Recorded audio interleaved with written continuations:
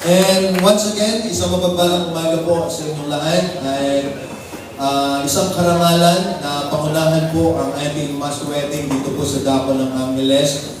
And I believe na itong February 14 ay celebration. Sabi nga natin, hindi lang naman sa February 14 ipinagdiriwan ang pagmamahalan kundi sa bawat araw.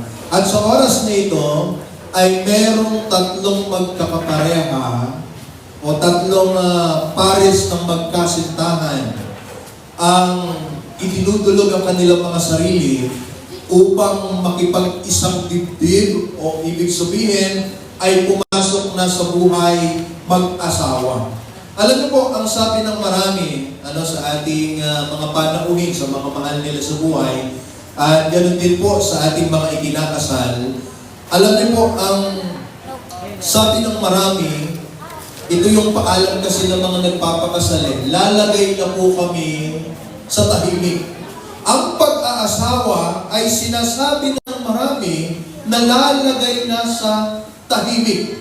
Pero ito po ang tanong, sino po ang nag-asawang nalagay sa tahimik? Ang buhay nila. Taas po ang kamay ng mga may asawang nalagay sa tahimik. Parang wala. Tutuloy pa ba natin? Kasi sabi po ng nagpapaalam, lalagay na po kami sa tahimik. At ito'y pangkaraniwan na binabanggit ng isang magkasintahan na nagpapaalam sa kanilang mga mahal sa buhay upang silang dalawa ay mailagay din sa legal na pag-aasawa. Ayon sa ating batas, sa family code, ang ikinakasal ay isang babae, isang lalaki na nasa tamang edad o nasa legal age ng kanilang pag-aasawa. Bakit dito sa Pilipinas ay lalagdikitan at babae sa babae? Sa ibang bansa, pwede na yon. At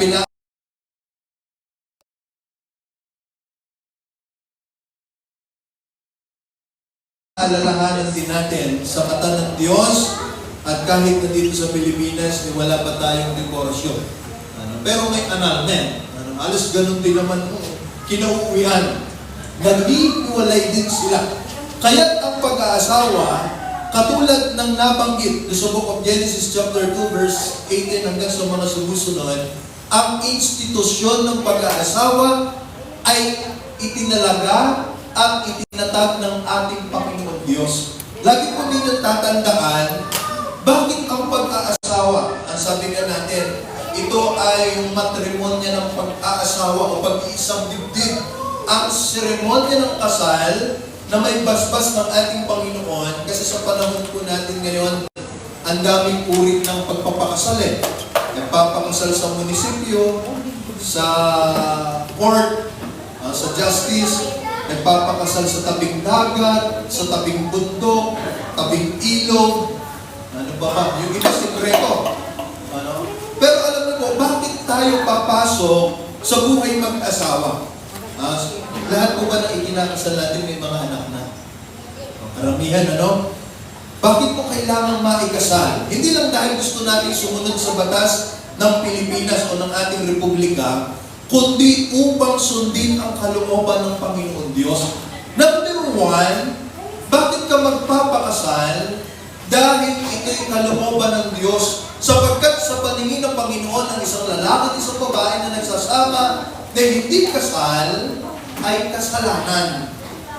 Kaya ang sabi nga nung marami, bakit pa ako magpapakasal ay naghihiwalay din naman?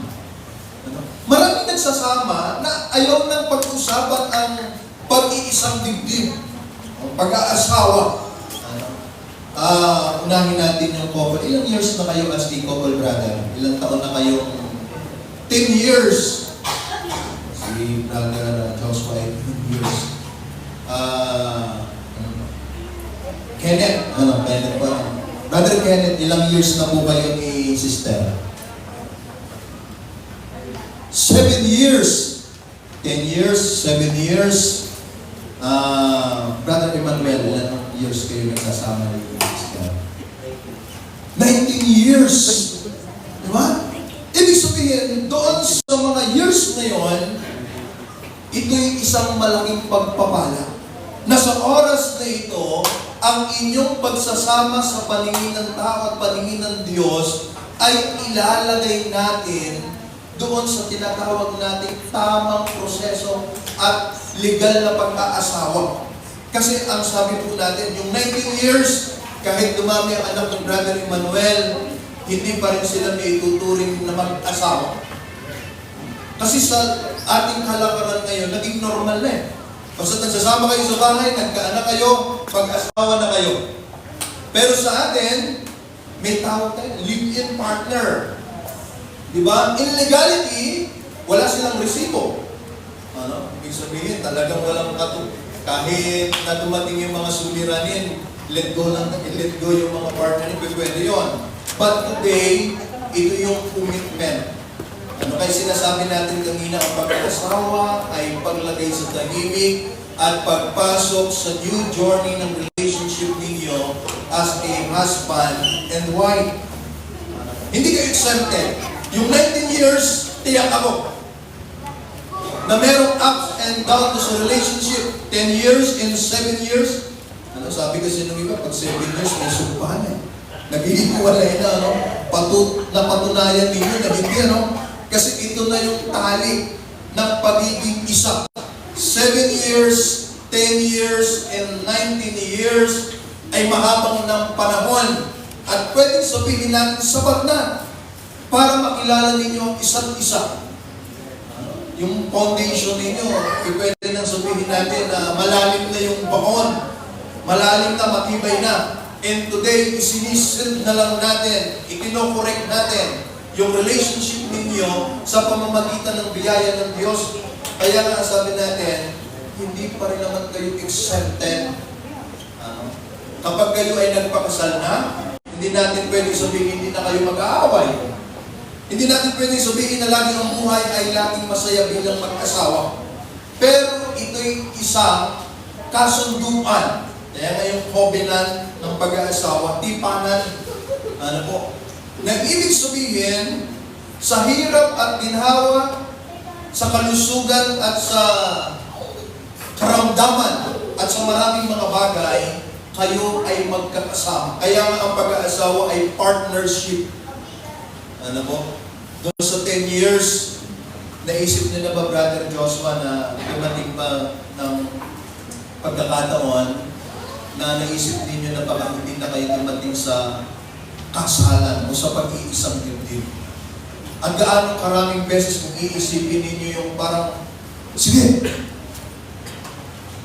hiwalay na tayo. Sabi no, on and off. Sabi no, ano, ang daming beses na nag-on and off. Or call off space ang mga magkasintahan. At alam na alam po namin, doon sa 10 years and 7 years and 19 years, ay hindi na ninyo sasayangin yung panahon na inyong pinagsamahan upang maratnan ninyo, madating ninyo ang pagkakataong ito. Kaya ito'y panghabang buhay na. Alam niyo yung song ni Ben and Ben, na pipiliin ka araw-araw. Brother Emmanuel, ready ka na bang piliin ang iyong asawa araw-araw? Brother Kenneth, Brother Joshua, sakay, mapapaganyan pa siya.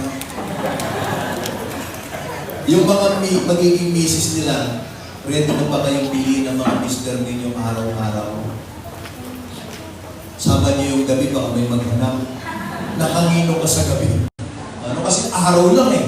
Ano, ibang usapan, pag araw lang pipiliin mo. And then, yung pagpili sa inyong mga minamahal namin mga kapatid, tapos na yung pagpili ninyo. Bakit? Kasi ito na yung inyong kaparehang pinili. Ito na yung inyong mahabang panahon na hinihintay. Sabi nga natin, ipinag-pray, hiniling natin sa Diyos na hilingin yung mga lalaki at babae na magiging kapareho niyo. Kaya sabi niya sa Book of Genesis, nung nakita ng Lord si Adan, matapos ang lahat ng mga nilikha niya pinangalanan, wala ni isa na kanyang pwedeng makapareha. Pero mo dumaan sa kanya yung kalabaw, yung kabayo, lahat na lang dumaan. Pinangalanan niya. Kasi yun ang nasusulat sa banal na kasulatan. Lahat ng mga bagay na yun ay pinangalanan ni Adan. Si Adan at kinuha sa kanyang tadyang si Eva.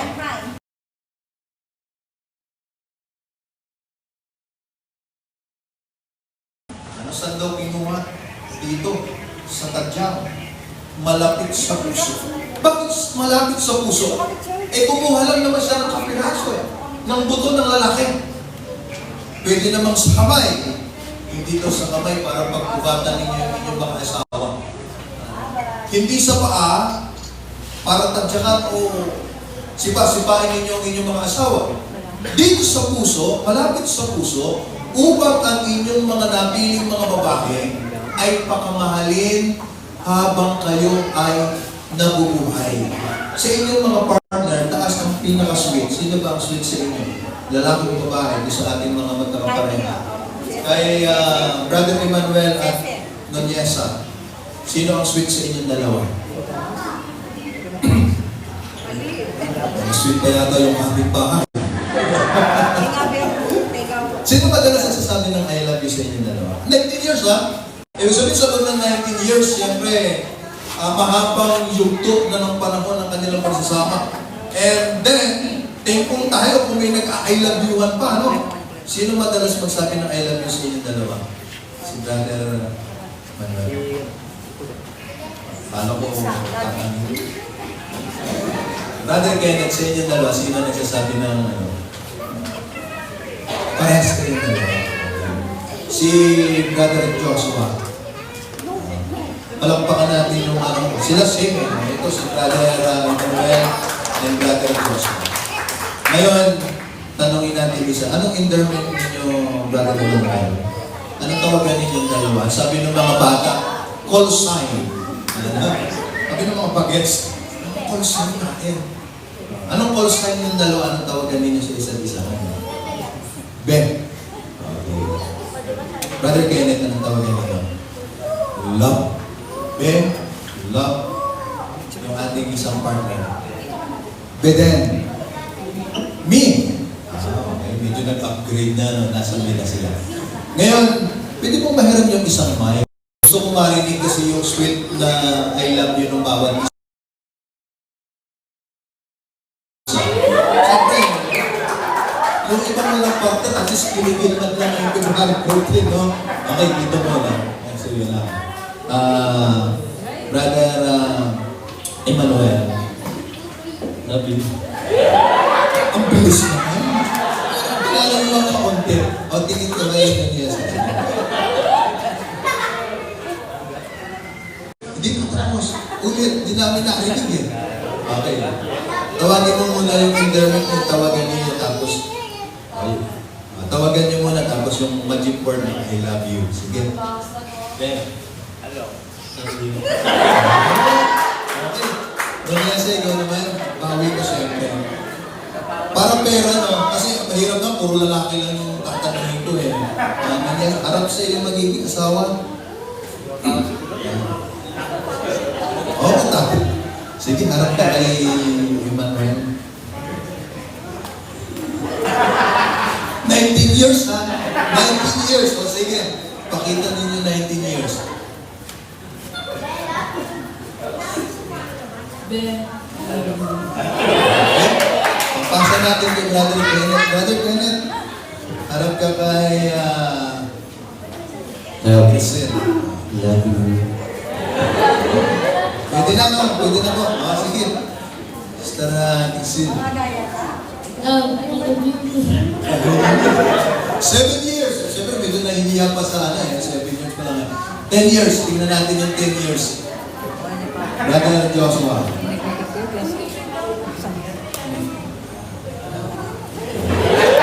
Ito ang may Joshua Garcia. Hindi ka piligin. Di, I love you. Thank you so much. Palakpakan naman natin po sila. No? Masarap pakinggan. Kasi doon sa kanilang relationship, buhay na. Sino po yung nakarinig ng I love you kaninang umaga pagkagising? Taas po ang kamay nung sinabihan ng mga partner nila. Sino po yung mga guests natin dito na sinabihan ng I love you kanina? O, kasi siyempre, alam naman natin. Taas po kamay, huwag po kayo mahiya. Isa, dalawa, dito po sa side. Yung sinabihan ng I love you o nagsabi ng I love you, sige po ulit, taas po ang kamay. Parang dileted pa niyo kami, ha? Meron o nagsabi. Ayan. Kahit yung sinabihan, taas din po ang kamay.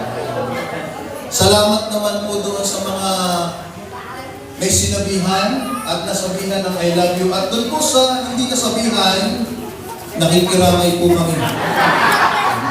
Malungkot yan. Kahit namin, walang chocolate sa karos, ano? Malungkot yan.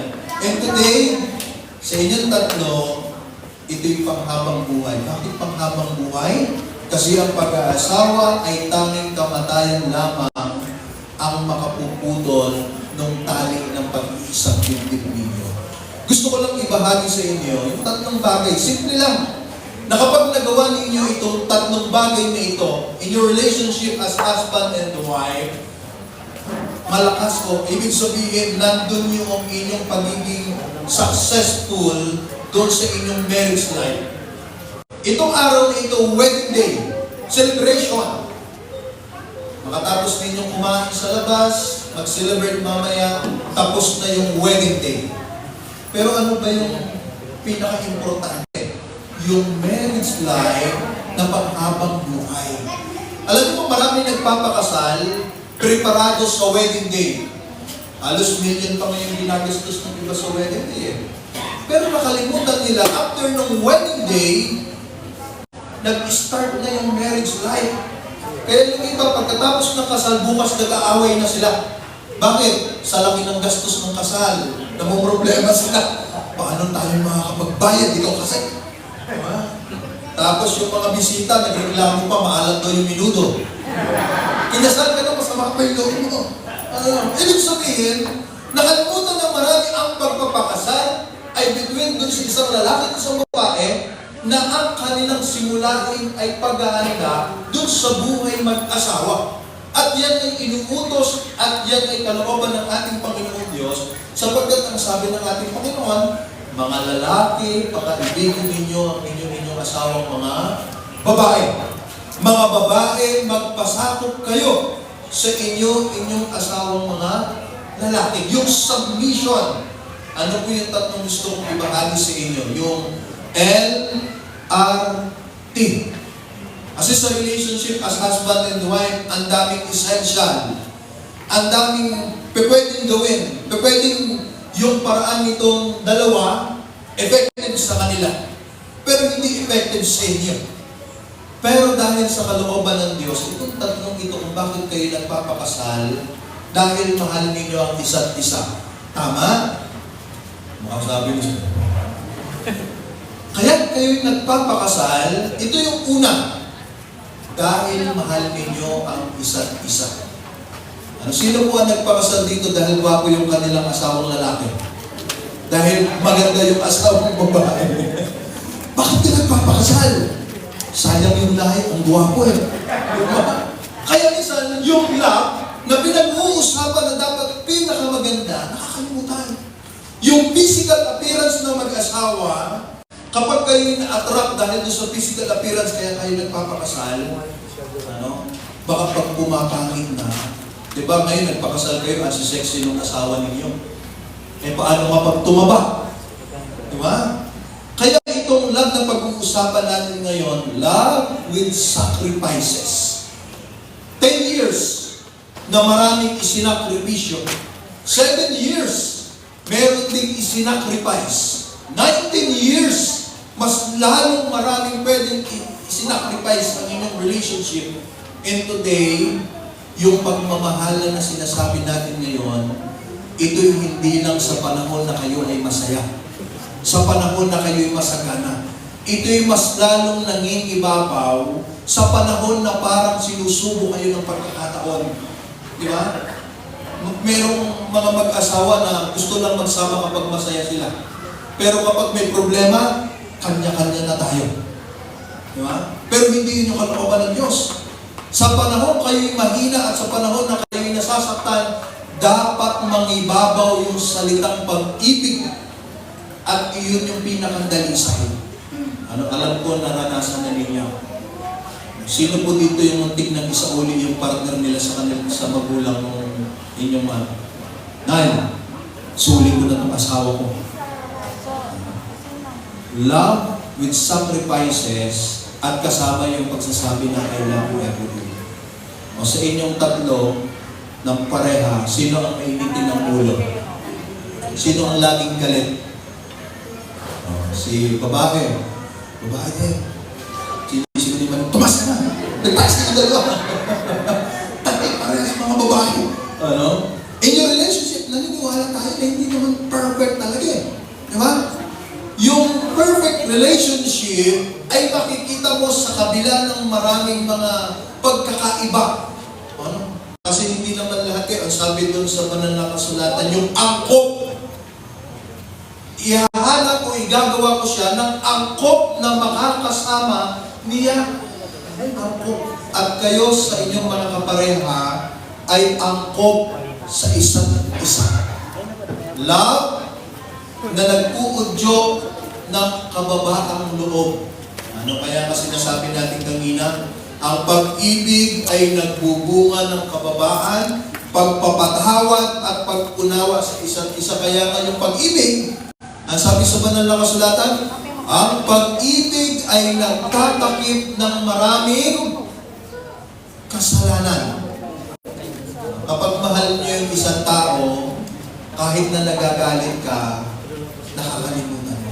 Sino po dito yung may kakilalang mag-asawa, away ng away? Ano? Pag nakita ko, nagsusumbong siya, nag-away kami ni kumpare mo, nag-away kami niyo, pinalayas ko na siya. Galit na galit na. Tapos bukas nakikita mo nakapost sa Facebook, magkayakap. Ano? Sabi nga natin, ang tawag ng iba doon, marupok ka. Tingnan mo, pinalayas mo yung asawa. Inaway yung asawa, mamaya nakita mo, sweet na uli sila sa isa't isa. Ang tawag ng maraming marupok. Pero alam niyo po, pag ikaw,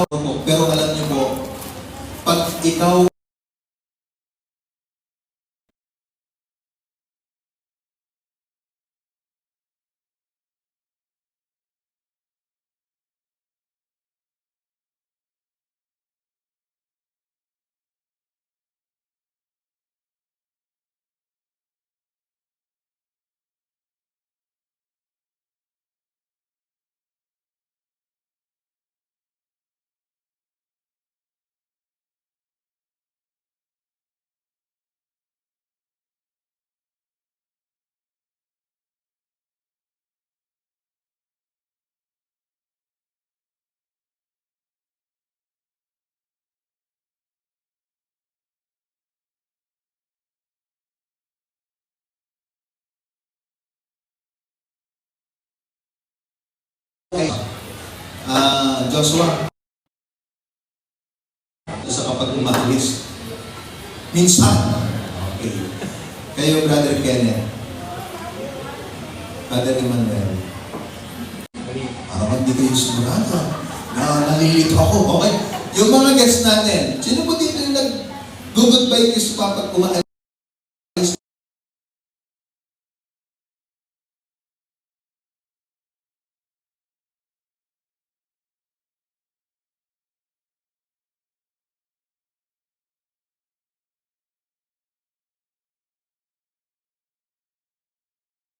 Din yung pagsasabi ng isa, I'm sorry kapag nagkamali o kahit hindi ikaw ang nagkamali. Napaka-importante sa relationship na kahit hindi ikaw ang nagkasala o ikaw ang nagkamali, lalong-lalo na kung ikaw ang magsabi ng sorry. Dahil importante ito sa mag-asawa na kayo ay magkapatawaran sa isa't isa. Ikalawa, respeto sa isa't isa. Ang pag-aasawa ay pagbibigay ng respeto. Kaya nga yung ginagawa po ninyo ngayon, pag-surrender. Ipinagkakatiwala na ninyo ang inyong buhay, ang inyong lahat ng mga bagay sa inyong mga magiging asawa. Si Emmanuel, sinusurrender niya ang kanyang sarili sa kanyang asawa. At ang kanyang asawa, sinusurrender ang kanyang sarili sa kanya. Nire-respeto. natry na po ninyong mag-away na nire-respeto ang isa't isa. Paano mo ba mag-away ang mag-asawang may respeto? Sino po dito yung madalas nag-aaway pero nire-respeto ang isa't isa? Ang hirap naman po na, hindi na lang kami mag-aaway. Kadalasan kasi pag nag-aaway yung mag-asawa, nakakalimutan yung salitang respeto. Kayo bang tatlo, hindi pa rin i-post yung asawa ninyo sa Facebook? Tapos bukas, hindi mo na kasi okay na ulit. Ang ibig ko mong sabihin, normal sa mag-asawa na merong hindi pagkakaunawaan. Pero huwag ninyong kalimutan na irespeto ang isa't isa. Ano madalas kong naririnig doon sa iba, kapag nag-aaway ay, sino po dito yung wala naman siguro sa ating inuumbag yung asawa? Wala, tingnan niyo po yung katabi niyo, baka may black eye. Dahil kinukulit, ibili mo ko ng chocolate bukas ha. Tumigil ka! Tapos tinanong mo, bakit mo naman sinapak yung asawa mo? Nagawa ko lang po kasi love na love ko siya. Oh, galing ano? O, sino po dito yung dahil sa sobrang pagmamahal, binubugbog na yung asawa? Excited na excited yung kumari mo kasi may black eye na naman. Mari, tingnan mo, labak ng asawa ko. Takla isang ipin. Maraming tao nagsasabi, bakit mo ginawa yun? Tapos ang sasabihin nila, kasi mahal ko. Gusto ba ninyong doon sa tatlong babae na nandito, gusto ba ninyo yun? Na lagi kayong may black eye. Tapos sasabihin ninyo, itong black eye nito kasi I love you si Mr. Mahal na mahal niya ako. O bakit may isa pa? Eh, sobrang mahal niya ako. Di ba? Hindi ganon. Irespeto ang isa't isa. Madalas, kapag hindi nagkakasundo, manatiling kalmado. Kapag may away o hindi pagkakasundo ang mag-asawa, dapat ay mayroong isang tahimik muna at nakikinig. Sino ba ang madalas nagagalit? Hindi nagtaas na kababae, ano? Anong ginagawa ng ating tatlong lalaki? Tahimik lang ba kayong nakikinig? Tama, ano? Manahimik muna. Hayaan niyo siyang magalit. Ang problema, ito yung madalas na problema. Pipilitin kayong magalit. Sumunod ka! Tinatawag ka! Ang bilis kasi na nagkasalod daw sa saklo. Sumunod! O, napilitan ka. Galit na galit kayo. Ano mangyayari? Magsasabong kayong dalawa at makakalimutan ninyo na kayo'y mag-asawa. Yung mga babae naman, huwag ninyong pipilitin na. Ano kapag tahimik na, kalmado, pag kalmado na yung mga babae, kayo naman ang magsalita. Huwag pagalit. Ano? Baka naman, tahimik ka, ako naman daw. Ano? Mali yung interpretasyon. Ano? Galit na galit yung asawa nung namahinga. Yung lalaki naman galit na galit. Sinunod nga naman yung tahimik muna eh. Ano? So, ibig lang sabihin doon, i-respeto din yung isa't isa. In opinion, mayroong pagkakaiba. Natry na ba ninyo mag-away ng dahil lang sa ulam?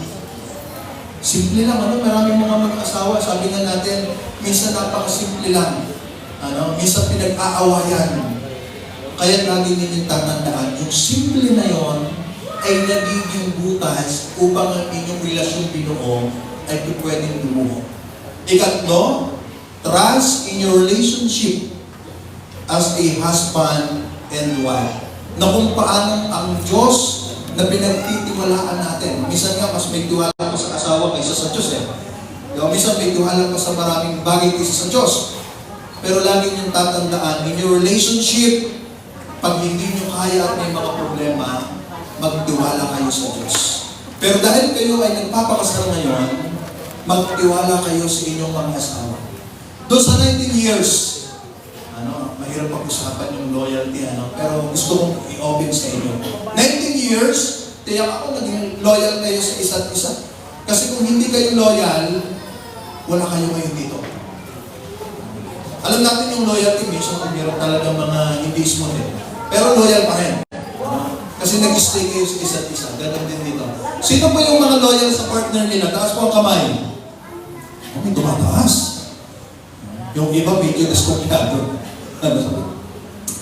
Huwag na lang. Taas po kayo, lalo na kung kasama ninyo yung mga nobya ninyo, girlfriend ninyo, boyfriend ninyo, asawa ninyo. Ano? Loyalty. Pero ngayon dahil kayo ay ikakasal na at magiging ganap na mag-asawa, ito yung pinakamagandang gamitin. Be faithful sa inyong mga minamahal na asawa. Tama? Faithful. Malayo kayo o malapit, may problema o wala. Faithful kayo sa isa't isa. Bakit ayaw na natin gamitin yung loyalty? O yung pagiging loyal sa partner? Sino po ang loyal sa asawa dahil maganda yung asawa niya? Bakit ka loyal sa misis mo? Ikaw naman, napakaganda ng asawa ko. Sino hindi magiging loyal? Eh paano kapag pumangit? Loyal na uli ako sa maganda. Ano? Mahirap yun, ano? Pag loyal ka sa asawa mo dahil maganda siya, yung ating Emmanuel, Kenneth, and Joshua, gusto ninyong manatiling maganda yung mga asawa ninyo? Anong sagot? Opo. Anong dapat gawin? Maging tapat kayong asawa. Maging mapagmahal kayong asawa. Ganon din naman sa mga babae, ha? Kung gusto ninyo maging manatiling gwapo yung asawa ninyo, maging mapagmahal kayo. Kasi kayong mga lalaki, pag hindi kayo naging mapagmahal, papangit yung mga asawa niyo. Bakit? Tingnan niyo po muna yung katabi niyong may asawa. Kung maganda pa o pumapangit na. Okay. Bakit? Kasi kapag ang asawa niyo ay nasaktan ninyo, hindi kayo naging tapat, mai-stress yan. Hindi kakain. Hindi na rin maliligo. Mapapabayaan ang kanilang sarili. Sa madalit salita, papangit na siya. Tingnan nyo nga po. Tingnan nyo yung mga asawa nyo muna. O, anong nakita nyo sa katabi nyo? Mapagmahal kayo yung asawa? Wow, 20 years, pero mukha ka pa rin bata. Ano? Kasi yung pag pumapangit na nai-stress, gaganda naman uli yun. Ang sabi nung iba, yung pagbiganti ng nakapit, balik-alindog yun. Magpapasexy ka, maliligo ka, magpapaganda ka. Pero tatandaan ninyo, pag kayo ay naging mapagmahal sa inyong mga asawa, sa inyong mga mata at sa puso ninyo, mas lalong gaganda ang inyong kapareha. Tama? Kaya minsan yung iba, pag kayo mag-asawa, kayo na lang mag-asawa nagsasabi, ang gwapo mo, ang ganda mo. Ano? Dati kasi nung mga binabinata po kayo, sino po dito yung mga binata na dati, yung mga wala pang asawa, ang sabi ng mga kakilala ninyo, napakagwapo ninyo. Ngayon, yung asawa na lang ninyo magsasabi nun. Kasi lilipas na yun. Dati napakagwapo ni Brother Emmanuel eh.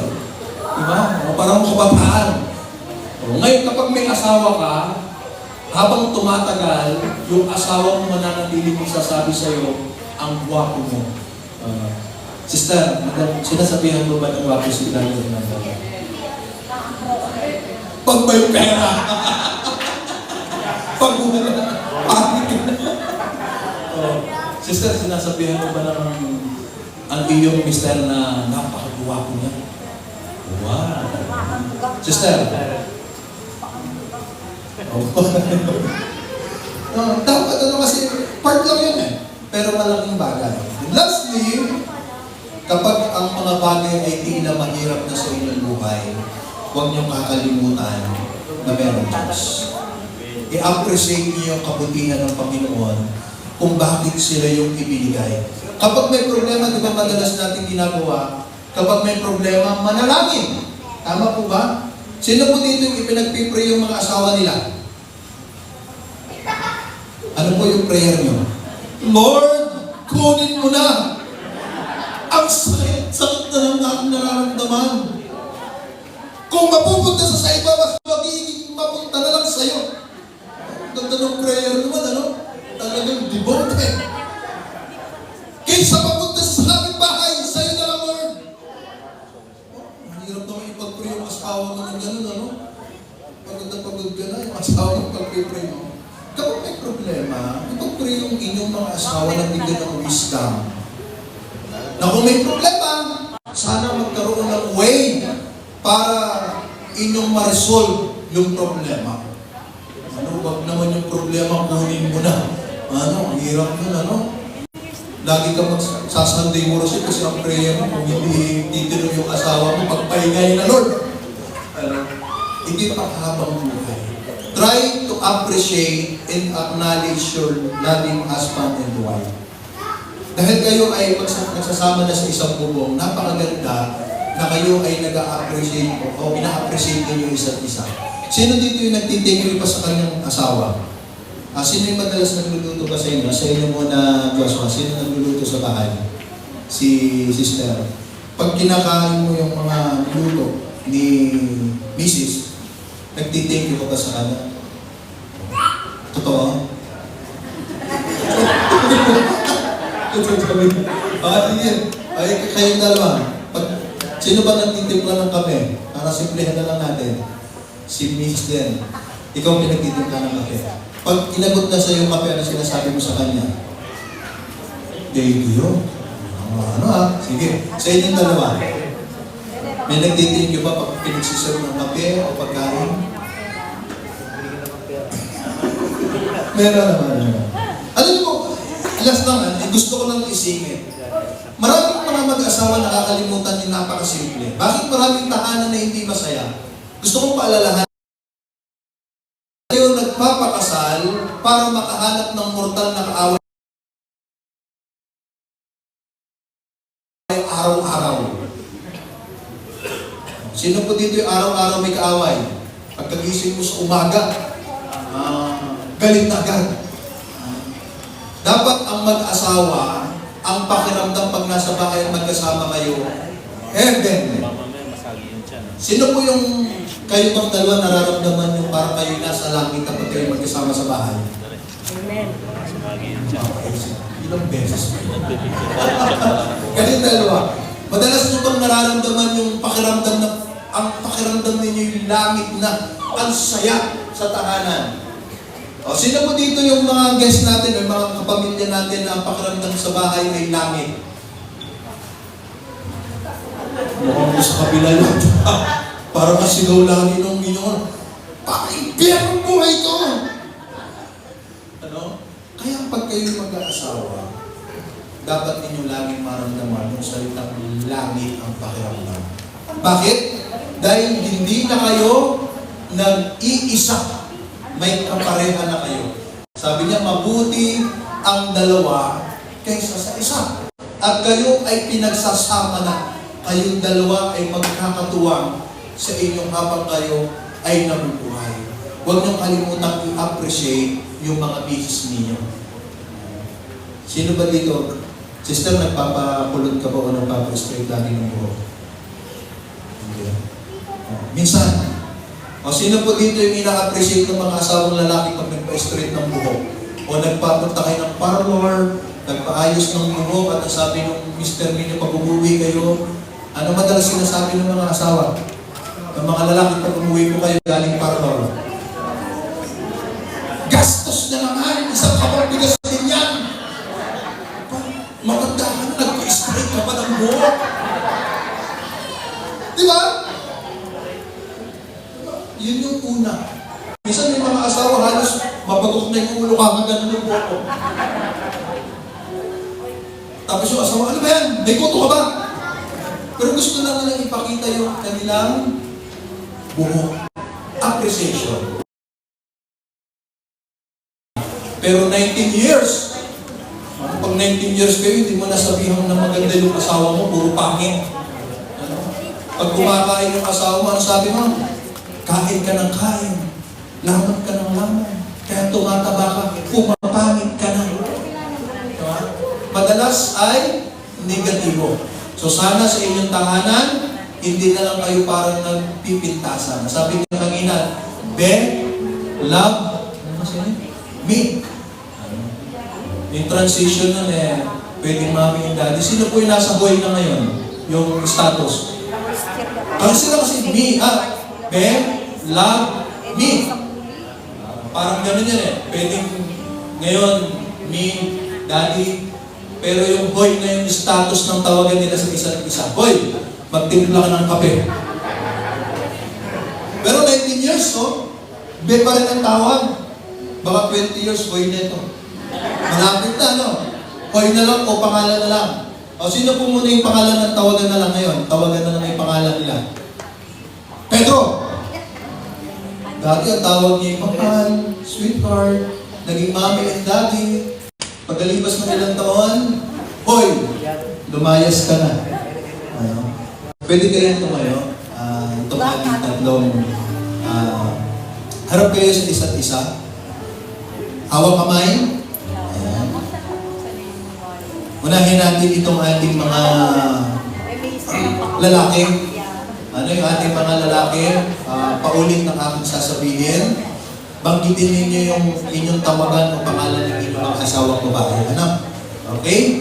Sige, tawagin niyo sila. Hindi na marinig.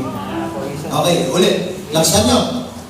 Pangalan ng asawa nyo, yung tawagan ninyo, kung ano gusto ninyo itawag.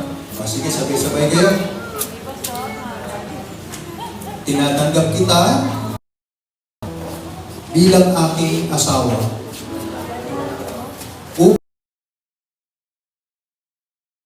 Upang mahawakan ka mula sa araw na ito at magpakailanman. Sa hirap o ginhawa, sa lungkot at sa kasiyahan, sa kasaganaan o sa kahirapan, hanggang sa tayo ay paghiwalayin ng kamatayan. Palakpakan natin yung mga lalaki. Sumabay din yung mga babae pero ulitin natin. Yung mga babae naman, tawagin niyo yung inyong asawang lalaki sa pangalan o doon sa inyong tawagan. Okay? Sige po. Tinatanggap kita upang maging aking asawa. Upang mahawakan ka mula sa araw na ito at magpakailanman.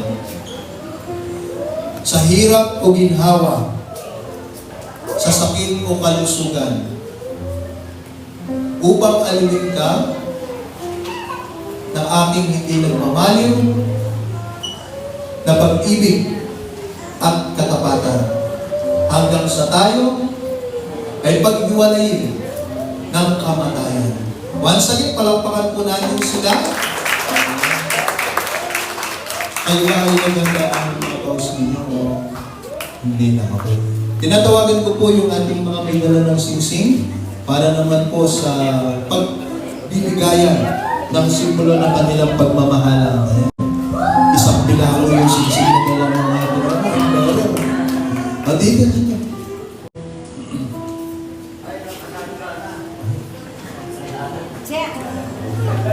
Thank you so much. Maaari pakikuha ng mga singsing na para sa inyo. Tawagan mo na, buksan ninyo yung mga box ng singsing. At kunin ninyo yung singsing ng inyong mga partner.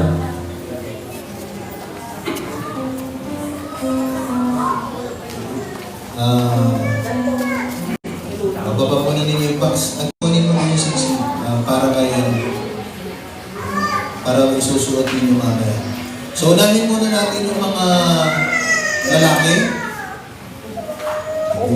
Tawagin mo uli sa pangalan. Okay na? Nakuha na ninyo yung mga singsing para sa partner ninyo.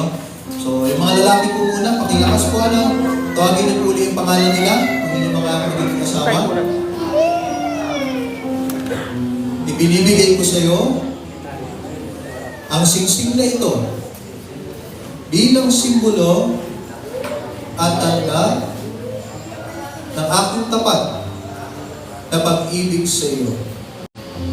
Nagpapakasal ako sa iyo sa pangalan ng Ama, ng Anak, at ng Espiritu Santo.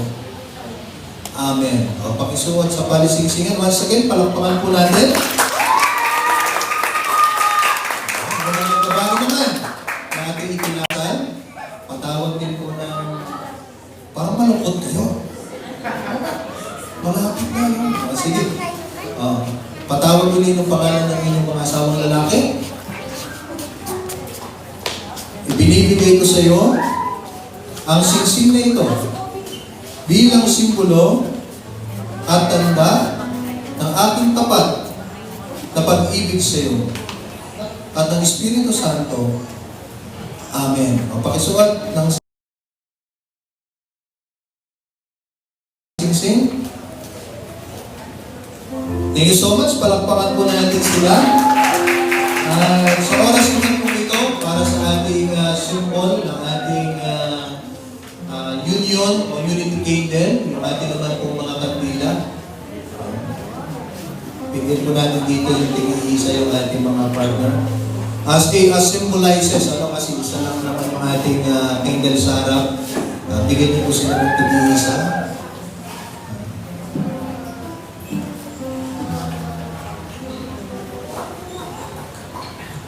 Pwede po makisuyo, napakasindihan ko yung kanilang mga kandila.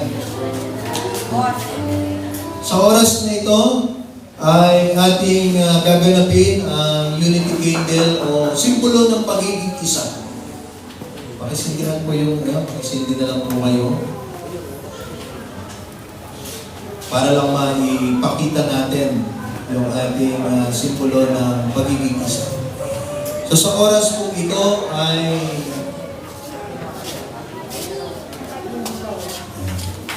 okay na? So sa oras na ito, mga kapatid, ang unity candle, kadalasan kasi dun sa mga kinakasal, dalawa lang naman talaga yung naroroon. Pero dahil yung case natin ngayon ay tatlo po kayo, yung hawak ninyong mga kandila na yan ay sumisimbolo ng inyong mga buhay. Magkakaiba at iba't iba din yung mga liwanag ninyo sa isa't isa. At sa oras na ito, sa inyong pangako ng panghabang buhay, kayo ay magiging isa na. Unahin natin si Joshua and ni Liza and Joshua. Sa oras nito, iyan yung kandila ninyong dalawa. At itong isang kandila na ito ay sumisimbolo ng inyong pagiging isa. So para ma-experience din nila, unahin natin kayo. So, iyang kandila na yan ay ang iyong buhay at ang kandila na yan ay ang iyong buhay. Na magkaiba. At sa oras na panahon, pwedeng mamatay yung kandila niya. Pero tatandaan mo, magkaroon ka ng asawa. Ganun din tayo. So, sindihan ninyo pagkasabay. Palakpakan po natin si Joshua and Liza. Thank you so much. Dalawa naman. Kenneth and Crisel, Bisaya kasi nahirapan kasi pag may atay. Crisel and Kenneth. So, hindihan ninyo magkasabay. And once again, palakpakan po natin si Kenneth and Crisel dahil ang inyong buhay ay pinag-iisa na, hindi na dalawa. Ganun din naman po si Emmanuel and thank you so much. Kayong dalawa din ay pinag-isa na, iisa na. At kayo'y pinag-iisa ng ating Panginoon Diyos. So, pwede na natin patayin. Once again, palakpakan po natin sila. And pwede na po kayo